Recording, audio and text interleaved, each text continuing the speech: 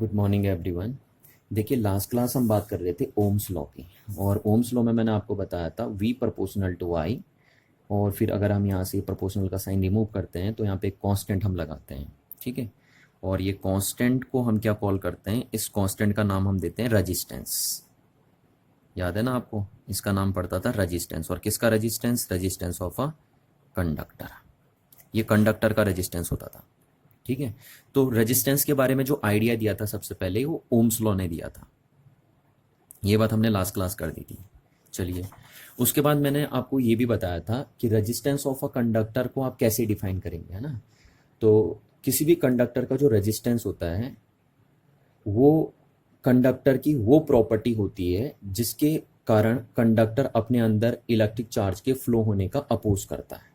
यानी आप कह सकते हैं कि resistance is that property of a conductor due to which it oppose the flow of charge through in it. Clear है नहीं इतनी बात? चलिए, उसके बाद मैंने आपको बताया था कॉज ऑफ रेजिस्टेंस। ठीक है, यह हमने बताया था किसी भी कंडक्टर के पास जो रेजिस्टेंस है उसका कॉज क्या है। ठीक है, हर एक कंडक्टर, दुनिया का जो भी कंडक्टर हो, आप मेटल भी बोल सकते हैं ना, कंडक्टर को मेटल भी बोल सकते हैं। तो दुनिया का कोई भी मेटल या कोई भी कंडक्टर हो, उसके पास 100% है, रेजिस्टेंस होगा ही होगा। बस अब ये है, किसी के पास कम होगा, किसी के पास ज़्यादा होगा। बट ये बात 100% सही है कि जो भी कंडक्टर होता है या जो भी मेटल होता है उसके पास रेजिस्टेंस होता है। तो उस रेजिस्टेंस का कॉज क्या है ना, क्यों कंडक्टर के पास रेजिस्टेंस होता है या क्यों एक मेटल के पास रेजिस्टेंस होता है, तो उसका कॉज भी मैंने आपको लास्ट क्लास बताया था। क्योंकि क्या होता है ना, कंडक्टर के अंदर क्या होते हैं, देखिए फ्री इलेक्ट्रॉन्स होते हैं।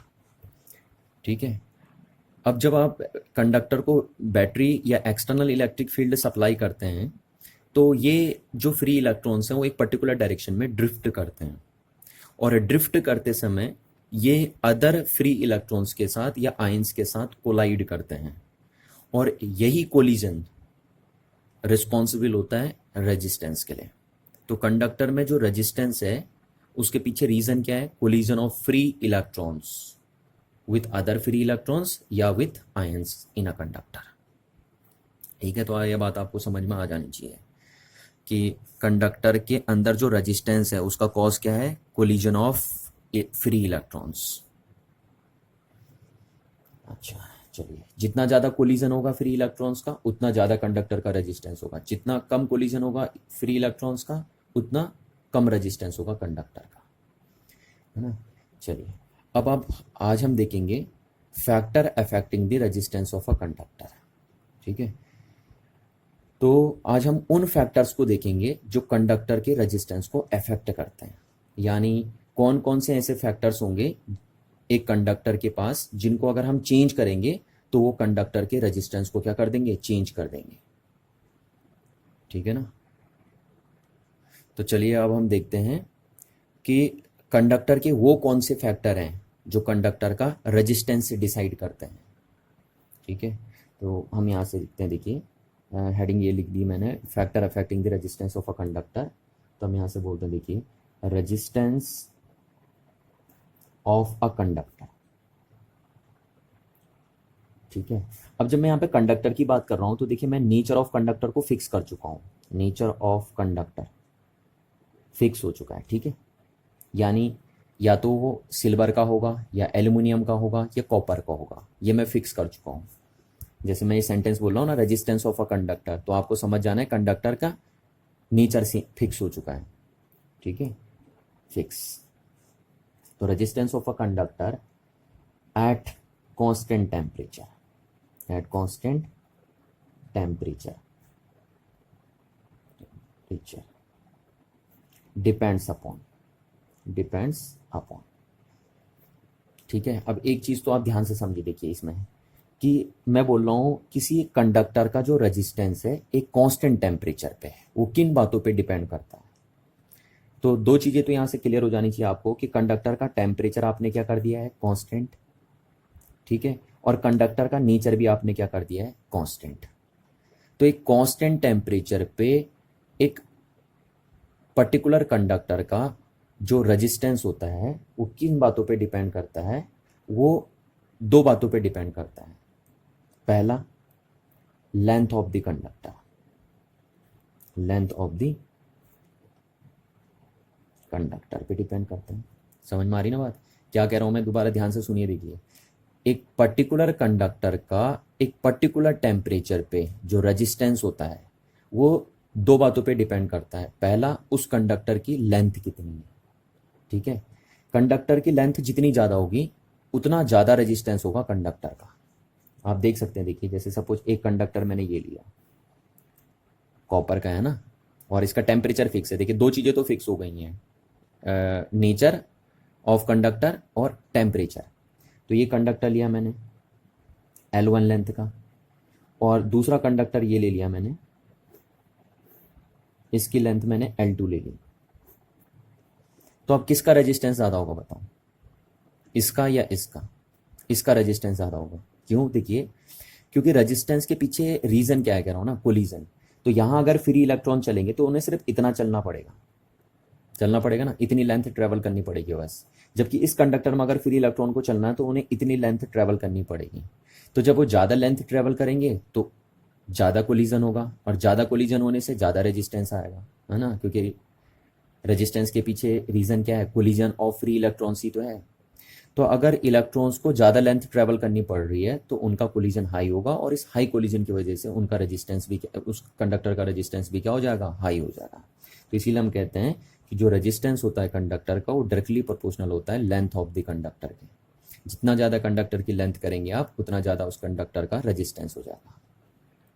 ठीक है ना, ये चीज़ आपको आ गई समझ में। दूसरी बात, एंड देखिए और किस पे डिपेंड करता है, और डिपेंड करता है area of cross section, area of cross section of the conductor, of the conductor. ठीक है, तो दूसरी बात आपको ध्यान रखनी है कि एक पर्टिकुलर कंडक्टर का एक पर्टिकुलर टेम्परेचर पे जो रेजिस्टेंस होता है वो इस बात पे भी डिपेंड करता है कि उस कंडक्टर का क्रॉस सेक्शनल एरिया कितना है। सिर्फ लेंथ पे डिपेंड नहीं करता कंडक्टर का रेजिस्टेंस, और किस पे भी डिपेंड करता है कि उस कंडक्टर का क्रॉस सेक्शनल एरिया कितना है। ठीक है, अब यहाँ पे देखिए, जैसे सपोज मेरे पास ये कंडक्टर है और एरिया, सॉरी, नेचर और टेम्परेचर तो आप पहले ही फिक्स कर चुके हैं उसका, है ना।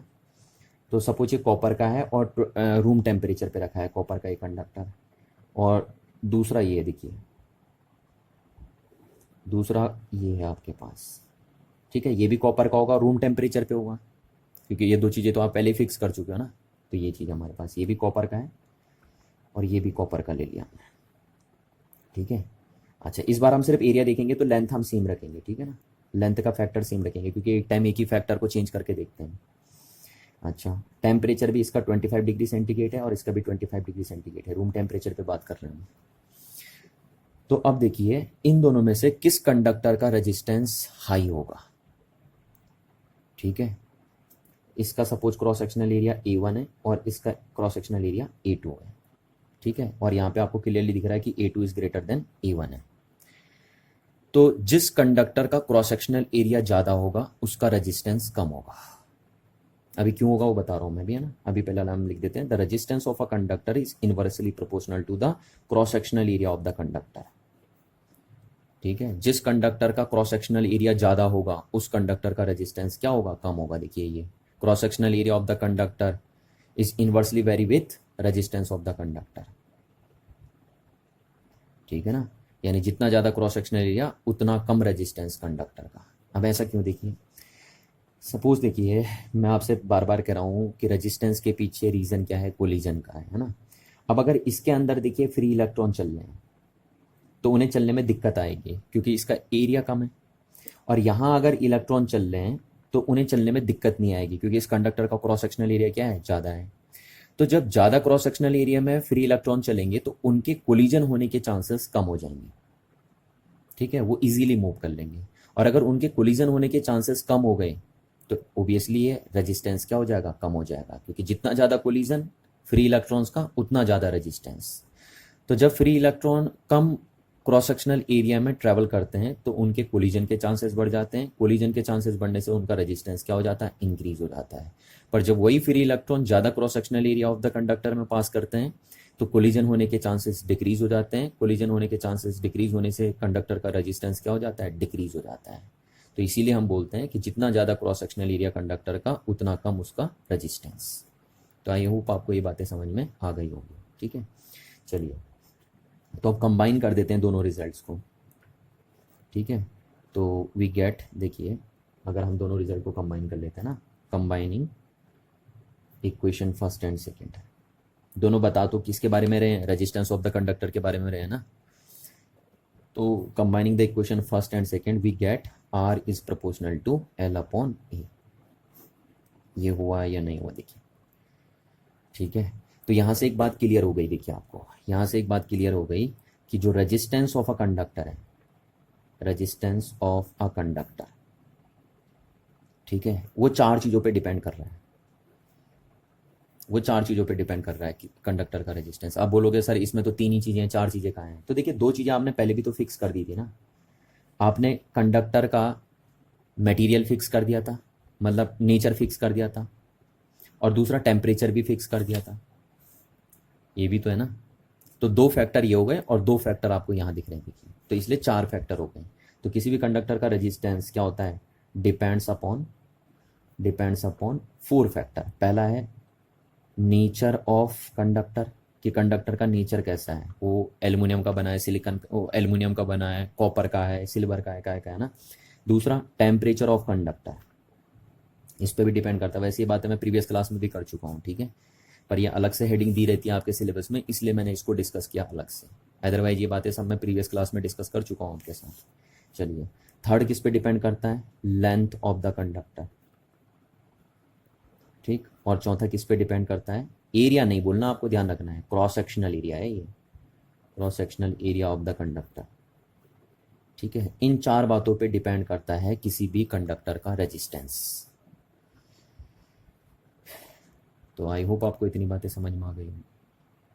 चलिए, अब इस रिलेशन में देखिए आप, इस रिलेशन में इस प्रोपोर्शनल का साइन अगर आप रिमूव करेंगे, है ना, तो एक कांस्टेंट आपको लगाना पड़ता है।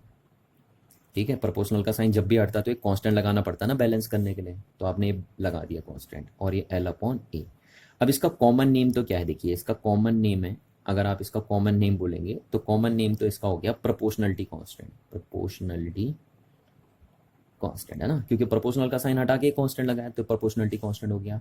बट इसका जो स्पेसिफिक नेम है, स्पेसिफिक नेम, ठीक है, हर चीज, हर प्रोपोर्शनलिटी, देखिए जितने भी प्रोपोर्शनलिटी कांस्टेंट लगते हैं वो तो सबको हम प्रोपोर्शनलिटी कांस्टेंट बोल ही सकते हैं, पर इनका एक स्पेसिफिक नाम भी होता है। जैसे देखिए यहाँ पे हमने बोला था ना, इस रिलेशन में देखिए v proportional to I, v equals to R I, तो इसमें ये भी तो प्रोपोर्शनलिटी कांस्टेंट था, बट इसको हमने नाम क्या दिया था, रेजिस्टेंस। तो ऐसे ही यहाँ पे भी ये क्या है, एक प्रोपोर्शनलिटी कांस्टेंट। तो कॉमन नाम तो इसका प्रोपोर्शनलिटी कांस्टेंट हो गया, और स्पेसिफिक नाम इसका जो होता है वो होता है, इट इज नोन एज, ध्यान से सुनिए, देखिए क्या इसका नाम होता है, रजिस्टिविटी, रजिस्टिविटी, या दूसरा एक और नाम आप दे सकते हैं, रजिस्टिविटी बोल दीजिए, या specific resistance. Specific resistance, resistance नहीं, स्पेसिफिक रेजिस्टेंस। स्पेसिफिक रेजिस्टेंस किसका, ऑफ द कंडक्टर। ये बात ध्यान रखिए आप। देखिए तो यहाँ पे ये जो रो है, ये है ना, इसको पढ़ते क्या है, रो, इसका प्रोनाउंसिएशन रो है, ये पढ़ना आपको रो, ठीक है, ग्रीक वर्ड है रो, इसका प्रोनाउंसिएशन होगा, ऐसे बनाते हैं, देखिए रो, ये तरीका देखिए, देख रहे हो। चलिए, पी नहीं बनाना, पी की तरह नहीं बनाना आपको, ये थोड़ा सा इधर को है, ऐसा है। तो ये जो प्रोपोर्शनलिटी कांस्टेंट है इस रिलेशन में, इसका नाम क्या है, रेजिस्टिविटी या specific resistance of the conductor. Clear है ना बात। चलिए, अच्छा, अब एक बात ध्यान रखिए जरा, एक बात ध्यान रखिए कि ये जो रो होगा, ये जो रो होगा, ये किस पे डिपेंड करेगा, rho of conductor depends upon, depends upon, क्या आप मेरे को बता सकते हैं, देखिए थोड़ा सा दिमाग लगाइए, थोड़ा सा दिमाग लगाइए, काम आसान हो जाएगा। देखिए अगर मैं कह रहा हूँ कि ये कांस्टेंट किस पे डिपेंड करता है, तो ऑब्वियसली ये इस रिलेशन में अगर ये कांस्टेंट है तो ये लेंथ और एरिया पे तो डिपेंड कर नहीं रहा होगा। समझ में आ रही ना बात भैया? इस रिलेशन में ये किसका रोल प्ले कर रहा है? कांस्टेंट का रोल प्ले कर रहा है ना। तो फिर ये एल और ए पे डिपेंड थोड़ी ना कर जाएगा। तो एक बात तो आपको ध्यान रखनी है कि किसी भी कंडक्टर का जो स्पेसिफिक रेजिस्टेंस होता है वो कंडक्टर की लेंथ और कंडक्टर के एरिया पे डिपेंड नहीं करता है, क्योंकि अगर कर गया तो फिर वो इस रिलेशन में कांस्टेंट नहीं बोला जाएगा। चलिए, तो किस पे डिपेंड करता है स्पेसिफिक रेजिस्टेंस कंडक्टिंग मटेरियल का, है ना? तो आप देखो जरा, आपने जब ये फॉर्मूला बनाया ना, तो आपने ये सेंटेंस लिखा था, देखिए ऊपर देखिए यहाँ पे ये सेंटेंस लिखा था, ठीक? तो जब आपने सेंटेंस बनाया यानी इस फॉर्मूले को बनाया, उस टाइम आपने कौन सी चीज़ें कांस्टेंट रखी थी? उस टाइम आपने नेचर ऑफ कंडक्टर कांस्टेंट रखा था और temperature of the conductor constant रखा था। ये दो चीज़ें आपने जब कांस्टेंट रखी थी तभी ये रिलेशन बना था या नहीं बना था? तो क्योंकि इस रिलेशन में ये कांस्टेंट है, तो इसका ये मतलब है कि ये कांस्टेंट किस पे डिपेंड करेगा? इन दोनों चीज़ों पे डिपेंड करेगा जिनको आपने इस फॉर्मूले को बनाते समय कांस्टेंट कर दिया था। ठीक है, तो यहाँ से हम बोल सकते हैं कि जो रजिस्टिविटी ऑफ कंडक्टर होगी वो डिपेंड करेगी पहला किस पे? Nature of the conductor, nature of the conductor, और दूसरा वो डिपेंड करेगी किस पे? दूसरा वो डिपेंड करेगी temperature of the conductor, temperature of the conductor. तो ये बात ध्यान रखना आपको ना, कंडक्टर का जो रेजिस्टेंस होता है वो 4 फैक्टर पे डिपेंड करता है, जबकि कंडक्टर का जो स्पेसिफिक रेजिस्टेंस होता है जिसको आप रजिस्टिविटी भी बोल देते हैं, वो सिर्फ 2 ही फैक्टर पे डिपेंड करती है बस। ठीक है, वो लेंथ और एरिया पे डिपेंड नहीं करेगी, क्योंकि कह रहा हूँ अगर लेंथ एरिया पे डिपेंड कर गई तो फिर वो यहाँ पे कांस्टेंट नहीं रहेगा आपका। चलिए, तो आई होप आपको इतनी बातें समझ में आ गई होंगी, है ना? अच्छा, अब आगे हम बात करते हैं। देखिए अभी हमारे पास ये रिलेशन आ गया ना, R equals to rho L upon E. तो अब हमें रो की डेफिनेशन देनी है, ठीक है? तो मैंने आपको बार बार कहा है जब भी इसकी डेफिनेशन देनी होती है तो आप इसको इसको 1 1 कर दीजिए, ये इसके इक्विवेलेंट हो जाएगा, है ना? आसान होता है ये डेफिनेशन देना यहाँ से। तो हमें रो की डेफिनेशन बनानी है, तो हम क्या करते हैं, देखिए if A is equals to 1 ले लेते हैं। अब 1 सेंटीमीटर स्क्वायर भी ले सकते हो आप, मीटर स्क्वायर भी ले सकते हो, किलोमीटर स्क्वायर भी ले सकते हो, आपकी मर्जी है ना। यूनिट एरिया हम इसे बोलते हैं, तो इसलिए मैं यहाँ पे सेंटीमीटर स्क्वायर या मीटर स्क्वायर नहीं लिख रहा हूँ, ध्यान रखना इस बात का। और ना आपको लिखना होता है, कभी कुछ कुछ बच्चे कर देते हैं, ये गलत होता है तरीका, ठीक है? आप सेंटीमीटर स्क्वायर भी ले सकते हैं, आप मीटर स्क्वायर भी ले सकते हैं, यूनिट एरिया लेना बस, आप कैसे भी लीजिए। और एल को भी मैंने क्या कर दिया, 1 कर दिया। अभी अगर देखिए 1 मीटर स्क्वायर एरिया होता तो लेंथ में लेता 1 सेंटीमीटर, ठीक है? अगर ये होता 1 मीटर स्क्वायर 1 सेंटीमीटर स्क्वायर, तो ये 1 सेंटीमीटर होता। ये अगर 1 मीटर स्क्वायर होता तो इसको हम 1 मीटर लेते हैं। और फिलहाल हम यहाँ कुछ भी नहीं लिखेंगे, हम लिखेंगे हमने एरिया क्या ले लिया, यूनिट ले लिया, और लेंथ ऑफ द कंडक्टर भी क्या ले लिया, यूनिट ले लिया, ठीक है? तो अगर आप कंडक्टर का क्रॉस सेक्शनल एरिया यूनिटी कर देते हो और कंडक्टर की लेंथ भी क्या कर देते हो, यूनिटी कर देते हो, तो आपके पास आता है result R is equals to rho. ये रिलेशन बन के आ जाता है आपका। तो ये सिर्फ तभी है जब ये आया है, देखिए आया नहीं आया। तो यानी आप बोल सकते हैं कि किसी कंडक्टर के यूनिट लेंथ और यूनिट एरिया में जो रेजिस्टेंस होता है वही उस कंडक्टर की क्या बोली जाती है, रेजिस्टिविटी बोली जाती है। समझ में आ रही है बात? क्या बोला मैंने? रेजिस्टिविटी जो है, resistivity of a conductor is the resistance of the conductor of unit length and unit area of cross section. ठीक है, किसी भी कंडक्टर के यूनिट लेंथ और यूनिट एरिया का जो रेजिस्टेंस होता है उसी को उस कंडक्टर की क्या बोल देते हैं, रेजिस्टिविटी बोल देते हैं। जैसे ये देखो, ये कंडक्टर मान लिया मैंने सपोज, ठीक है? अब इस कंडक्टर के पास क्या होगा, रेजिस्टेंस होगा। अब इसका मैंने ये पिकअप कर लिया, ये वाला हिस्सा पिकअप कर लिया, ये जो हिस्सा मैंने लिया ये कंडक्टर का ही है ना, ये कंडक्टर का ही पार्ट है। तो इसका लेंथ मैंने यूनिटी ले लिया और क्रॉस सेक्शनल एरिया भी क्या मान लिया, यूनिटी मान लिया। तो इस यूनिट लेंथ और यूनिट क्रॉस सेक्शनल एरिया में जो रेजिस्टेंस होगा, यानी इस पार्ट का जो रेजिस्टेंस होगा, उसी को हम क्या बोलेंगे, कंडक्टर की रेजिस्टिविटी बोलेंगे। समझ में आ रही ना बात? इस यूनिट लेंथ और इस यूनिट एरिया का जो रेजिस्टेंस होगा उसी चीज़ को हम क्या बोल देंगे, कंडक्टर की रेजिस्टिविटी बोल देंगे। तो यहाँ से आप लिख सकते हैं कि resistivity of a conductor is defined as the resistance है, तो ये भी एक रेजिस्टेंस ही, बट है ना, है तो ये रेजिस्टेंस ऑफ द कंडक्टर, ठीक है ना। रजिस्टिव किसी भी कंडक्टर की रजिस्टिविटी क्या होती है, एक रेजिस्टेंस ही तो होता है ये भी, पर वो कौन सा वाला रेजिस्टेंस होता है कंडक्टर का, जो उसके यूनिट लेंथ और यूनिट एरिया में पाया जाता है ना।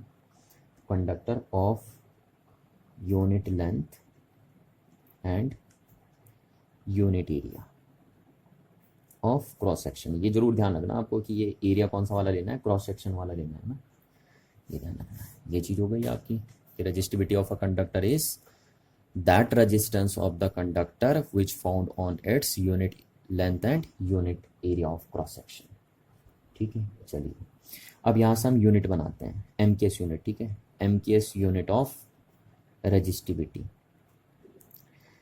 तो पहले हम फॉर्मूला लिख लेते हैं, देखिए R is equals to rho L upon A हमारे पास, अब इसकी यूनिट हमें बनानी तो इसको हम अलग कर लेते हैं, तो रो इजक्वल्स टू हो गया आर ए अपॉन एल, ठीक है ना, ये बन गया हमारे पास फॉर्मूला।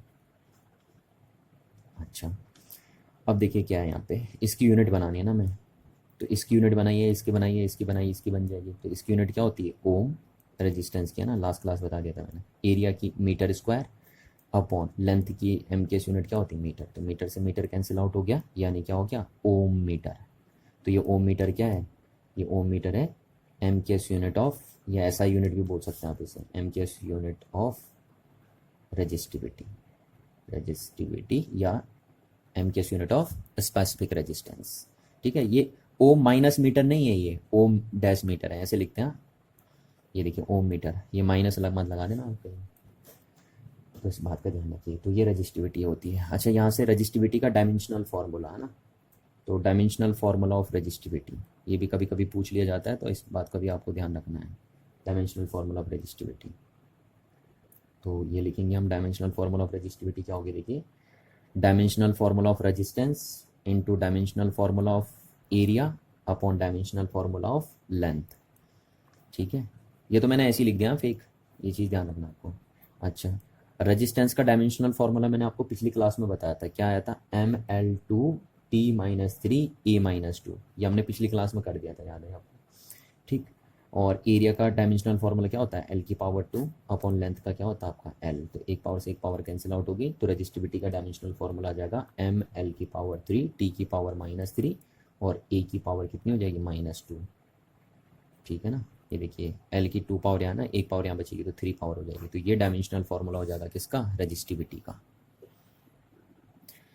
चलिए तो आई होप आपको इतनी बातें समझ में आ गई होंगी, है ना।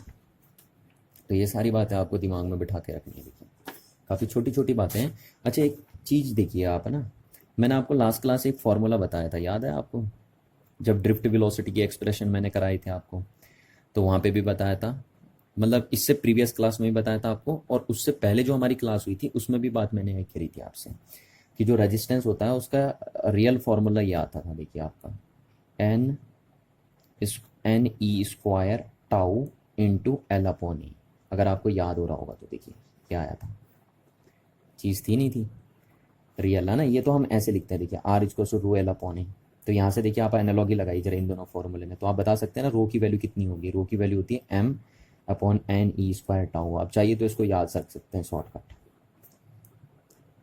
ठीक है ना। ये देखिए इस फॉर्मूले से, ये फॉर्मूला आया था ना हमारे पास, रियल फॉर्मूला ये था, तो ये हमने कॉम्पैक्ट करके बना दिया, तो यहाँ से देखिए एनालॉगी लगाइए, तो ये देखिए चीज़ ये आएगा हमारे पास।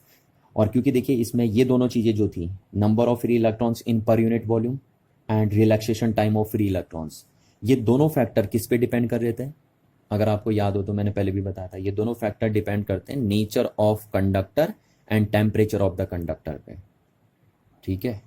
तो इसीलिए तो हम कह रहे हैं कि ये जो चीज़ है वो दो चीज़ों पे डिपेंड करेगी, nature of conductor and temperature of the conductor पे डिपेंड करेगी, जबकि ये चीज़ कितने पे डिपेंड करेगी, ये चार चीज़ों पे डिपेंड करेगी, nature of conductor, temperature, length and area of cross section. तो यहाँ से भी आपको बात क्लियर होनी चाहिए, है ना, आपको हर तरीके से बातें करनी आनी चाहिए। चलिए तो इतनी बातें आप समझ जाएंगे आराम से ना। अब हम नेक्स्ट बातें करते हैं, देखिए तो नेक्स्ट है हमारे पास, देखिए नेक्स्ट हम बनाते हैं कंडक्टेंस, कंडक्टेंस, ठीक है, जैसे आपने रेजिस्टेंस बनाया था ना, ऐसी कंडक्टेंस बनाते हैं। ठीक है। तो कंडक्टेंस क्या है, देखिए रेजिस्टेंस का जस्ट रेसिप्रोकल है। कंडक्टेंस को पहले देखिए आप फिजिक्स में जी लिख देंगे, कैपिटल जी। अगर मैं कैपिटल जी लिख रहा हूँ तो इसका मतलब कंडक्टेंस होगा। तो कंडक्टेंस क्या है, जस्ट रेसिप्रोकल ऑफ रेजिस्टेंस। ठीक, रेजिस्टेंस का उल्टा कर दीजिए तो कंडक्टेंस हो जाएगा। यानी रेजिस्टेंस क्या बताता है, कंडक्टर का रेजिस्टेंस ये बताता है कि वो फ्लो ऑफ चार्ज का अपोजिशन कर रहा है। तो सिमिलरली उल्टा बोलिए, कंडक्टेंस क्या बताएगा, तो कंडक्टेंस ये बताएगा कि वो फ्लो ऑफ चार्ज का सपोर्ट करेगा।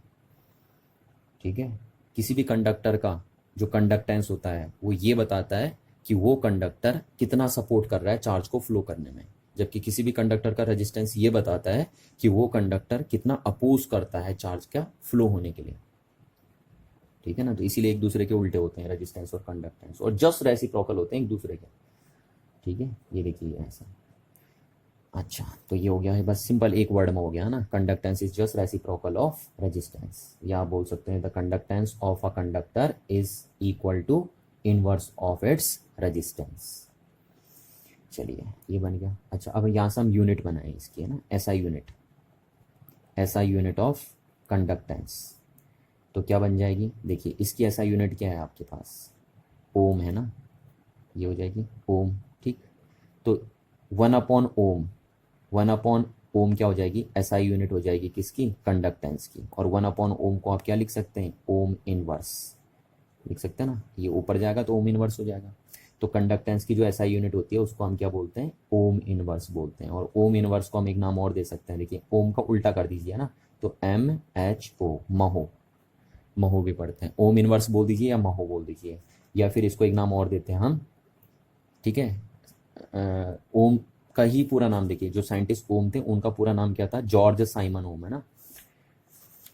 तो ओम तो हमने पहले यूज कर लिया था, तो अब हम महो को क्या बोल देते हैं, हम साइमन भी बोल देते हैं, साइमन। ठीक है, शॉर्टकट में कैपिटल एस लिख लेते हैं, ये हो गया। तो महो को आप साइमन भी पढ़ते हैं। और ये कहाँ से आया ये साइमन वर्ड, ये भी ओम के नाम से ही आया है, क्योंकि ओम का पूरा नाम क्या था, जॉर्ज साइमन ओम। तो उसमें से ओम वर्ड तो हमने पहले डिसाइड कर लिया था इसकी यूनिट के लिए, है ना।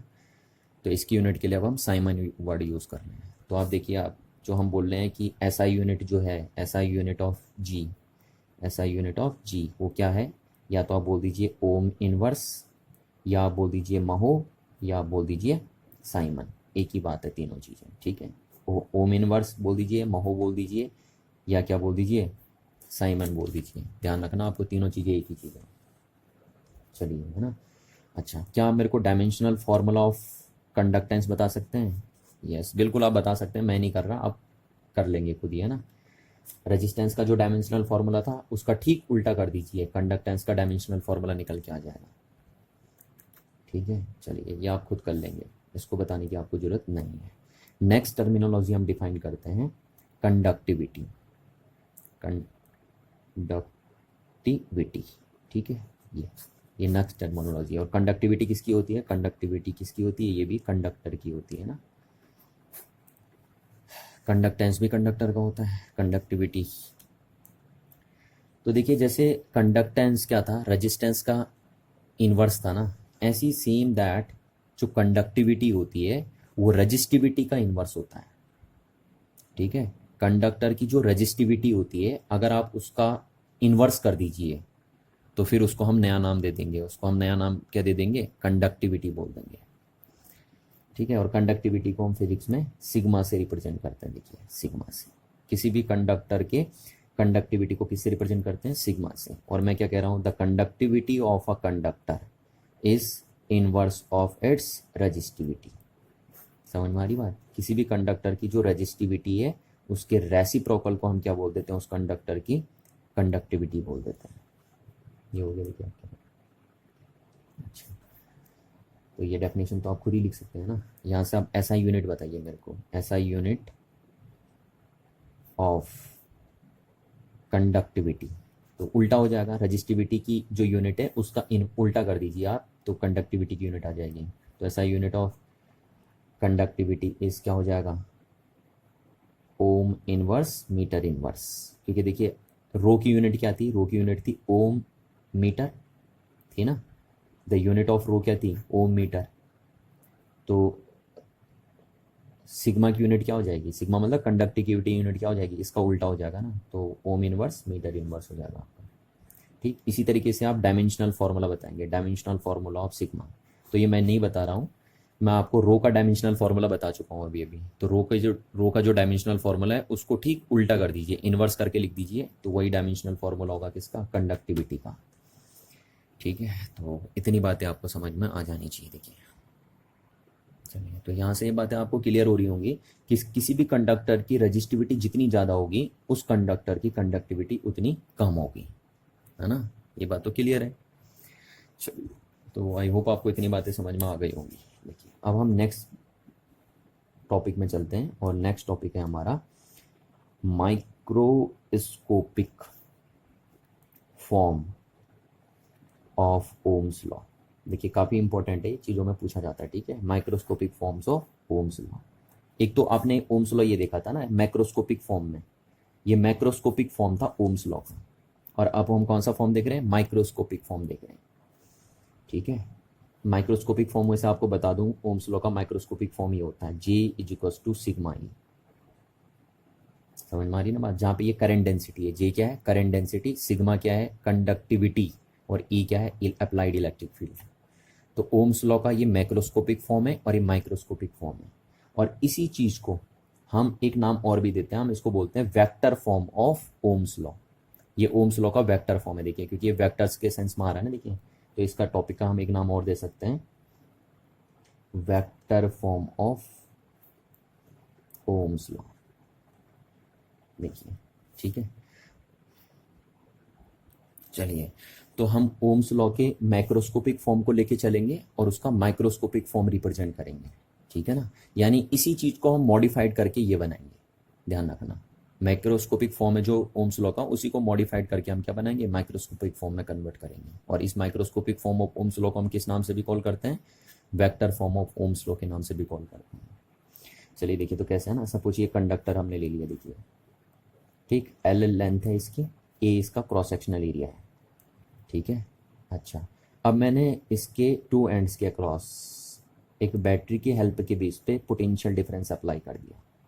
ठीक है, और सपोज V वोल्ट की ये बैटरी है, तो V वोल्ट की बैटरी इन दो पॉइंट्स के बीच कितना पोटेंशियल डिफरेंस क्रिएट कर देगी, V वोल्ट का पोटेंशियल डिफरेंस क्रिएट कर देगी।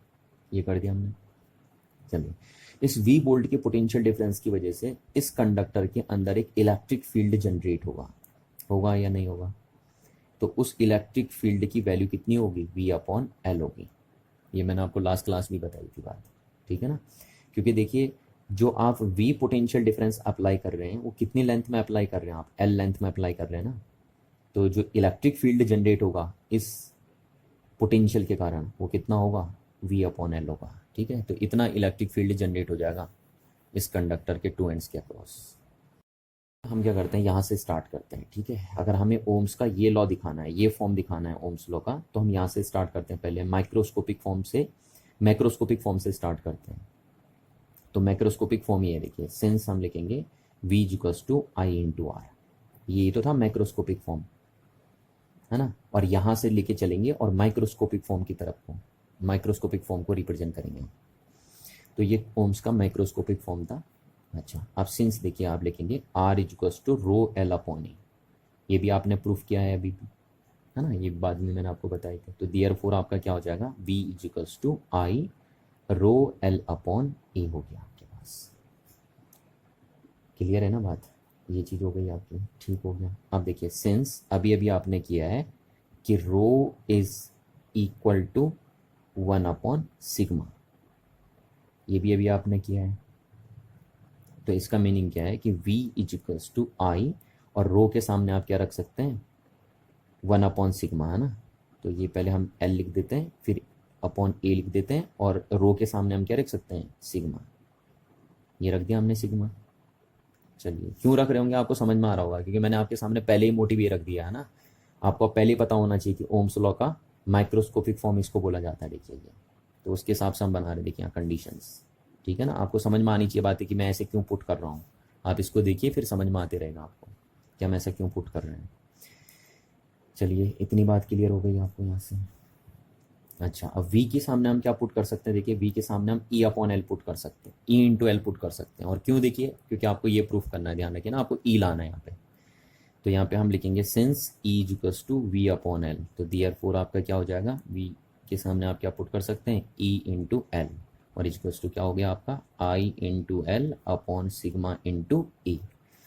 ठीक है, अब ये l से l कैंसिल आउट हो गया आपका।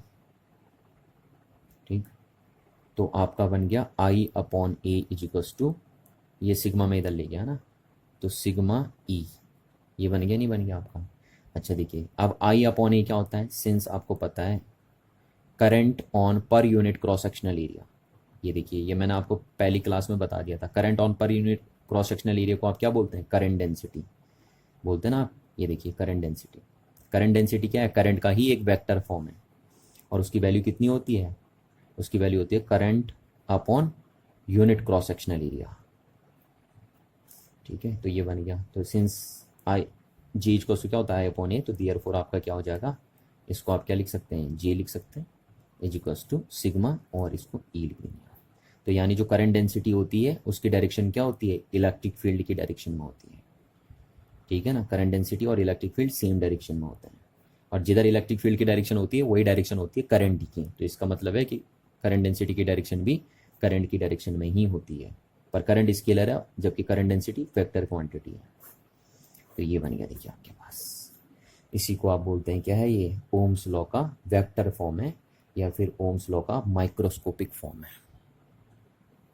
चलिए, तो यहाँ से इतनी बातें आपको क्लियर हो गई होंगी, है ना, सारी बातें। अच्छा, एक छोटी सी बात मैं आपसे एक छोटा सा क्वेश्चन कर देता हूँ। यहाँ पे एक छोटा सा क्वेश्चन आते हैं, ऐसे छोटे छोटे क्वेश्चन पूछे जाते हैं आपसे ना, तो छोटा सा क्वेश्चन मैं क्या कर देता हूँ। देखिए, आपको पता है, सपोज आपने एक कांस्टेंट टेम्परेचर पे, ठीक है, क्या बोल रहा हूँ मैं? एट कांस्टेंट टेम्परेचर पे किसी कंडक्टर के लिए V versus I graph draw किया।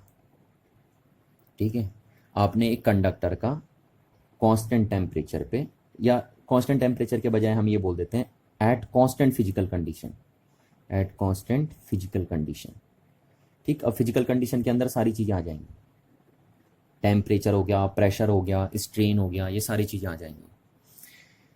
तो कांस्टेंट फिजिकल कंडीशंस पे आपने किसी कंडक्टर के लिए V वर्सेस I ग्राफ बनाया, तो ओम्स लॉ के अकॉर्डिंग ये ग्राफ ऐसे आना चाहिए, आना चाहिए नहीं आना चाहिए?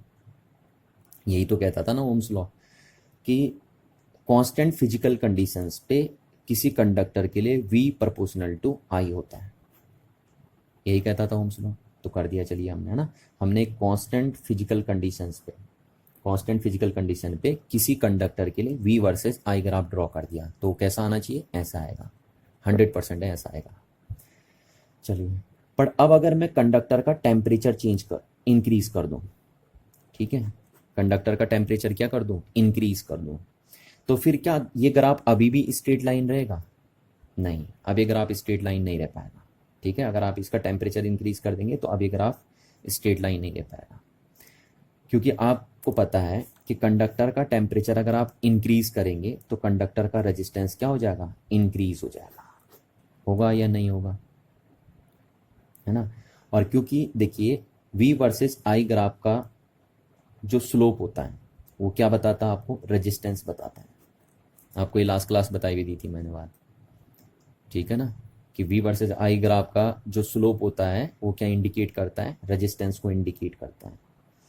तो जब अगर आप इस कंडक्टर का अगर आप टेम्परेचर इंक्रीज कर देंगे तो अब इसका स्लोप क्या होगा? इंक्रीज हो जाएगा। अभी तक कैसा था स्लोप? जब तक फिजिकल कंडीशन कांस्टेंट थी तब तक स्लोप कांस्टेंट था, क्योंकि स्ट्रेट लाइन है, और स्ट्रेट लाइन का स्लोप कैसा होता है? कांस्टेंट होता है। ठीक है, तो जब तक फिजिकल कंडीशन कांस्टेंट थी तब तक V वर्सेस I ग्राफ की जो लाइन थी उसका स्लोप कांस्टेंट था। पर अब जैसे ही आप टेम्परेचर इंक्रीज करेंगे तो कंडक्टर का रेजिस्टेंस भी क्या हो जाएगा? इंक्रीज हो जाएगा, और इंक्रीज होने से अब स्लोप क्या नहीं रह पाएगा? कांस्टेंट नहीं रह पाएगा। ठीक है, तो अब ये ग्राफ स्ट्रेट लाइन नहीं रह पाएगा, ऐसे स्ट्रेट लाइन नहीं जा पाएगा अगर आप टेम्परेचर इंक्रीज कर देंगे कंडक्टर का। तो फिर ये ग्राफ किधर को जाएगा ना? बात ये आती है ऊपर को डेविएट करेगा या नीचे को डेविएट करेगा। ये छोटा सा क्वेश्चन यहाँ पे पूछा जाता है कि अब ग्राफ टेम्परेचर इंक्रीज करने से इधर को चलेगा या नीचे को चलेगा, क्योंकि अब स्ट्रेट लाइन तो ये रह नहीं पाएगा। ये स्ट्रेट लाइन तब तक ही रह पाता जब तक टेम्परेचर कांस्टेंट था। तो देखिए टेम्परेचर बढ़ाने से रेजिस्टेंस बढ़ता है, तो रेजिस्टेंस बढ़ेगा तो इसका मतलब स्लोप ऑफ अ लाइन भी क्या होगा, इंक्रीज होगा, क्योंकि स्लोप ही तो क्या बताता है, रेजिस्टेंस बताता है ना। तो टेम्परेचर बढ़ाने से रेजिस्टेंस बढ़ेगा, रेजिस्टेंस से स्लोप बढ़ेगा, तो स्लोप बढ़ेगा। तो इस ग्राफ का अगर आपको स्लोप बढ़ाना है तो आपको पता है देखिए स्लोप कैसे बढ़ेगा ना, स्लोप क्या है, वी अपॉन आई है ना। तो आप वी को बढ़ाइए और आई को कम करिए, है ना। तो ग्राफ ऐसे चले जाएगा, देखिए इस तरीके से, देखिए इस तरीके से जाएगा यहाँ से ऊपर को। क्लियर है ना बात। और ये कब आएगा, ये आएगा when temperature is increases, increased. जब आप टेम्परेचर इंक्रीज करेंगे तो ग्राफ ऐसे चले जाएगा, टेम्परेचर डिक्रीज करेंगे तो ग्राफ नीचे को आ जाएगा इस तरीके से, देखिए ठीक है ना। क्योंकि टेम्परेचर डिक्रीज करने से रेजिस्टेंस डिक्रीज हो जाएगा, और रेजिस्टेंस डिक्रीज होगा तो इसका मतलब हमें स्लोप क्या करना पड़ेगा, डिक्रीज करना पड़ेगा। और स्लोप डिक्रीज करना मतलब ऐसे कर देना है। पर ध्यान रखना ग्राफ वी वर्सेज आई है, आई वर्सेज वी ग्राफ नहीं है। आई वर्सेज वी ग्राफ के लिए कंडीशन उल्टी हो जाएंगी, ठीक, इस बात का ध्यान रखिए आप। पता लग रहा पेपर में आई वर्सेज वी ग्राफ के लिए पूछ रहा है तब आप यही बना दे रहे हो, तो वो गलत हो जाएगा सारा का सारा, ठीक है ना। इस चीज़ को आपको ध्यान रखना है कि ग्राफ किस के वर्सेज ड्रॉ किया जा रहा है। तो देखिए, और ये कहाँ पे था ग्राफ, ऐसा ग्राफ कब आता, जब टेम्परेचर क्या होता, कंडक्टर का टेम्परेचर कांस्टेंट होता।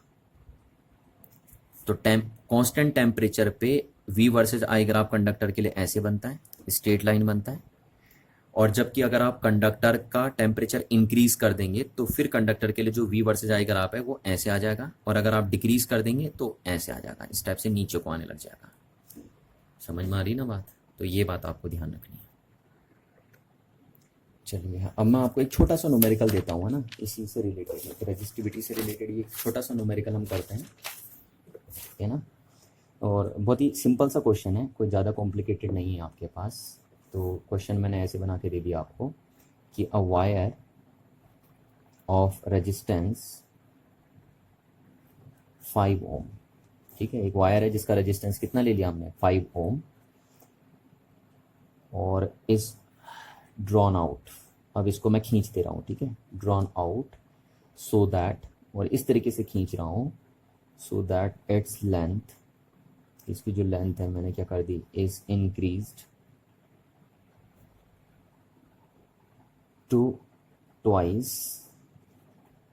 Of its original length, original length, ठीक है ना। आपको क्वेश्चन समझ में आ जाना चाहिए। देखिए क्या है, एक वायर है जिसका रेजिस्टेंस है 5 ओम, और उसको आप खींच रहे हैं, ड्रॉन आउट कर रहे हैं, यानी स्ट्रेच कर रहे हैं, और इस तरीके से आप स्ट्रेच कर रहे हैं कि आपने उसकी जो लेंथ है वो स्ट्रेच करके क्या कर दी, उसकी ओरिजिनल लेंथ के डबल कर दी, है ना। So that its length is increased to twice of its original length. चलिए इतना हो गया। अब मैं आपसे क्वेश्चन दे देता हूँ, calculate its new resistance, new resistance and resistivity, ठीक है। इसका रेजिस्टेंस और रेजिस्टिविटी पता करिए आप, जो नया रेजिस्टेंस बनेगा ना, क्योंकि आपने उसकी लेंथ चेंज कर दी है, लंबा कर दिया ना आपने उसको, तो अब उसका जो नया रेजिस्टेंस बनेगा उसकी वैल्यू पता करिए कह रहा है। और रेजिस्टिविटी भी पता करिए कि उसका नया जो न्यू रेजिस्टिविटी होगी वो कितनी होगी, है ना, वो भी पता करिए। तो देखिए सोल्यूशन क्या है, बड़ा सिंपल है। देखिए आप एक पहली वायर ले लीजिए ना, किसी भी मटेरियल के आप इसे ले सकते हैं, कॉपर, सिल्वर, एल्युमिनियम, क्योंकि यहाँ पे मैंने स्पेसिफाई तो किया नहीं है आपको कि कौन सी वायर आपको लेनी है, हमने तो सिंपल वायर बोल दी, तो आप किसी भी मटेरियल की ले सकते हैं। चलिए अब इसकी ओरिजिनल लेंथ सपोज मैंने मान ली एल है, कितनी है, एल है, स्टार्टिंग लेंथ जो इसकी है वो एल है मान ली मैंने। तो जिस टाइम इसकी लेंथ एल थी उस टाइम मैंने माना इसका क्रॉस सेक्शनल एरिया ए था, ठीक है, इस वायर का। अच्छा, और उस टाइम इसका रेजिस्टेंस आपको दिया है कि इसका रेजिस्टेंस है 5 ओम, ये वैल्यू आपको दी है कि जब एक वायर है जिसकी लेंथ कुछ भी दी होगी, हमने एल मान लिया अपनी मर्जी से, और उसका रेजिस्टेंस जो दिया है वो 5 ओम दिया है, ठीक है, और उस टाइम हमने उसका क्रॉस सेक्शनल एरिया कितना मान लिया, ए मान लिया। ये इनिशियली है, जब तक वायर स्ट्रेच नहीं करी है तब की कंडीशन है ना, उस टाइम यानी अनस्ट्रेच वायर की लेंथ हमने ए मान ली, उसका क्रॉस सेक्शनल एरिया ए मान लिया, और उसका रेजिस्टेंस कितना मान लिया, 5 ओम। अब वो कह रहा है कि इस वायर को आपने स्ट्रेच आउट कर दिया, मतलब ड्रॉन आउट कर दिया ना, ये स्ट्रेच कर दिया, और इस तरीके से स्ट्रेच किया कि आपने इसकी लेंथ क्या कर दी है, डबल कर दी है। तो आपने इसकी लेंथ डबल कर दिया, तो यानी जो न्यू लेंथ बनेगी वो 2L हो जाएगी नहीं हो जाएगी आपकी, जो न्यू लेंथ होगी वो कितनी हो जाएगी आपकी, 2L हो जाएगी। तो इसको हम L डैश लिख लेते हैं, ठीक है, कि जो न्यू लेंथ है वो L डैश है, और उस L डैश की वैल्यू कितनी होगी आपकी, 2L हो जाएगी। ठीक है ना। तो ये जो new length L dash I है उसकी वैल्यू 2L क्यों हुई, क्योंकि क्वेश्चन में बोला था कि आप उसको स्ट्रेच करके डबल कर दीजिए उसकी लेंथ को। ठीक, तो जो नई नई लेंथ है उसको हमने एल डैश मान लिया और उसकी वैल्यू 2L है। अच्छा, अब जब आप वायर को स्ट्रेच करेंगे तो ओबियसली उसके क्रॉस सेक्शनल एरिया में भी चेंज आएगा, है ना, वायर पतली हो जाएगी। आप तो माने माना उसका जो नया क्रॉस सेक्शनल एरिया बना वो ए डैश आ गया। कितना आया, ए डैश आ गया। ठीक है, ये हो गया क्रॉस सेक्शनल एरिया, क्योंकि भैया आप वायर की लेंथ चेंज करोगे तो ओबियसली उसका क्रॉस सेक्शनल एरिया भी चेंज हो जाएगा। चलिए, तो अब मैंने माना कि इस वायर का जो नया रेजिस्टेंस बना वो आर डैश बन गया। कितना बन गया, आर डैश। ठीक है ना, ये आर डैश बन गया इस वायर का नया रेजिस्टेंस। तो इस आर डैश की वैल्यू हमें पता करनी है कि इस वायर का जो नया रेजिस्टेंस है आर डैश वो कितना है। चलिए, तो ठीक है, पहले आप देखिए, हम मान लें इस इनिशियली जब आपने स्ट्रेच नहीं किया था तो रेजिस्टेंस था आर, और रेजिस्टेंस की वैल्यू आपको पता है, ऐसे लिखते हैं आप, रो एल अपॉन ए। लिखते नहीं लिखते हैं ये। तो इनिशियली इतना रेजिस्टेंस था आपके पास। ठीक है ना। अच्छा, अब फाइनली कितना हो गया आपके पास, फाइनली आपने मान लिया आर डैश हो गया, और इसकी वैल्यू आपको निकालनी है। ठीक है ना, तो आर डैश की वैल्यू क्या होगी, देखिए रो, मटेरियल तो चेंज नहीं हुआ ना, समझ में आ रही ना बात। देखिए ये चेंज नहीं होगा, क्योंकि मटेरियल भैया आप इस रो किस पे डिपेंड करता है, मैंने आपको कहा था ना कि जो रजिस्टिविटी होती है यानी रो, वो दो बातों पे डिपेंड करती है। एक तो नेचर ऑफ मटेरियल पे, तो मटेरियल तो वही है, अगर ये कॉपर का था तो उसी को तो आपने स्ट्रेच किया है, तो मटेरियल तो आपने चेंज नहीं किया। और दूसरा टेम्परेचर पे, तो ध्यान रखना आपको स्ट्रेच ऐसा करना है कि उसके टेम्परेचर में कोई चेंजेस ना आए, क्योंकि आपने पता लग रहा है स्ट्रेच करते समय अगर उसका टेम्परेचर इंक्रीज कर दिया तो फिर ये चेंज होने के चांसेस बढ़ जाएंगे आपके। ठीक है, तो आपको स्ट्रेच इस तरीके से करना है कि वो स्ट्रेच ना हो, वो टेम्परेचर इंक्रीज ना हो स्ट्रेच करते समय। तो अगर स्ट्रेच करते समय टेम्परेचर इंक्रीज नहीं है, और ऐसा होता ही है क्वेश्चनों में, यही होता है जब ऐसे क्वेश्चन दिए रहते हैं तो आपको ध्यान रखना है कि स्ट्रेच करते समय उसका टेम्परेचर क्या नहीं हुआ, इंक्रीज नहीं हुआ है, तो इसका मतलब रजिस्टिविटी में कोई चेंजेस नहीं आए हैं। ठीक है, क्योंकि ये सिर्फ तभी चेंज हो सकती थी जब मटेरियल चेंज करते आप या टेम्परेचर चेंज करते हैं, तो वो दोनों चीज़ें यहाँ पे कांस्टेंट है, इसलिए रो की वैल्यू कांस्टेंट हो जाएगी। अच्छा, और लेंथ, नई लेंथ कितनी हो गई उसकी, जब उसका रेजिस्टेंस हम आर डैश मान लेते हैं तो उस टाइम उसकी लेंथ एल डैश हो गई, और उस टाइम उसका क्रॉस सेक्शनल एरिया कितना हो गया, ए डैश हो गया। अच्छा, तो अब आपको ये कैलकुलेट करना है ना, तो आपको जो इसकी वैल्यू कैलकुलेट करनी है वो इसके बेस पे कैलकुलेट करनी है। आप ये बताएंगे कि उसका रेजिस्टेंस कितना इंक्रीज हो गया है ना, तो पहले कितना था, पहले 8 था, तो अब कितना हो गया आप ये बताओगे।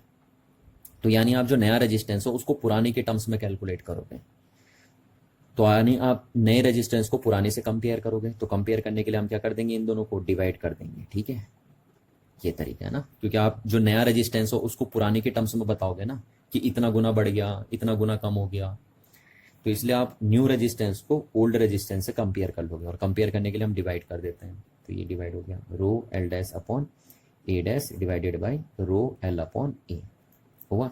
देखिए रो से रो कैंसिल आउट हो गया। ठीक है, तो आर डैश अपॉन आर की वैल्यू क्या आ गई, L dash upon L into A upon A dash, ये आ गया ना। इसको आप सॉल्व कर सकते हैं, देखिए ऊपर चले जाएगा, ये नीचे आ जाएगा, तो ये बन गया आपके पास। ठीक है, चलिए, अब ये वैल्यू तो आपको दी है, R dash upon R equals to, ये देखिए आपको दे रखा है, ये भी आपको दे रखा है। ठीक है, एल डैश की वैल्यू कितनी हो जाएगी, 2L upon L into A upon A dash, तो आर डैश इजिकल्स टू कितना हो गया आपके पास, इससे कैंसिल आउट हो गया, तो ये हो गया 2 into A upon A dash into R. अब आर की वैल्यू भी आपको दे रखी है, देखिए, तो आर डैश इजिकल्स टू हो जाएगा 2 into A upon A dash into R की वैल्यू कितनी है 5, तो आर डैश इजिकल्स टू हो जाएगा आपका 10 into A upon A dash. ये हो गया। चलिए, अब हमें निकालना रह गया सिर्फ ये। अगर हमें ये पता चल जाए तो हम ये बता सकते हैं कि नया रेजिस्टेंस जो होगा वो कितना होगा, है ना।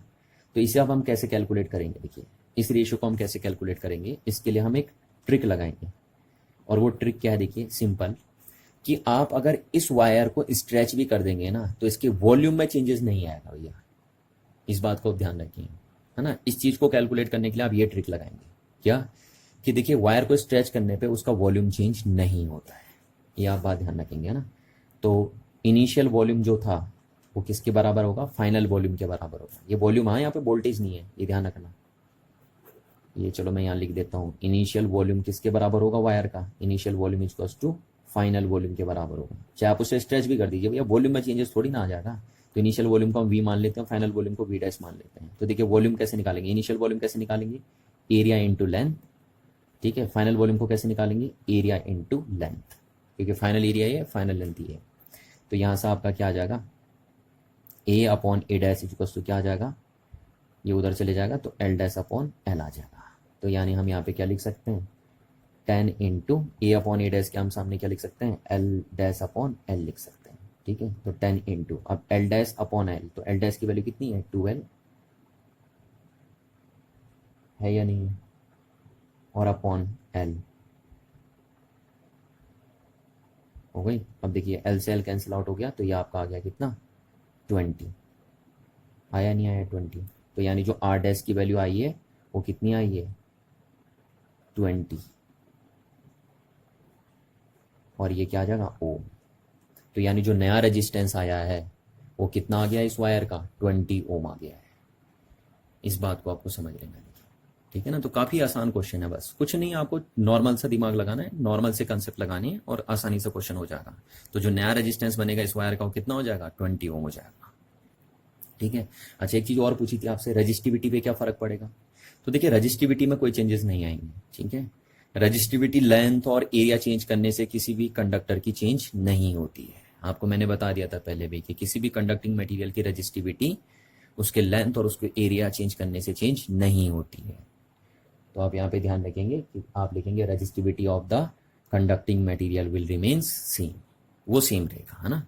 रजिस्टिविटी में कोई फर्क नहीं पड़ेगा। चलिए ठीक है, थैंक यू। फिर नेक्स्ट क्लास कुछ और बातें करेंगे, ठीक है, चलिए।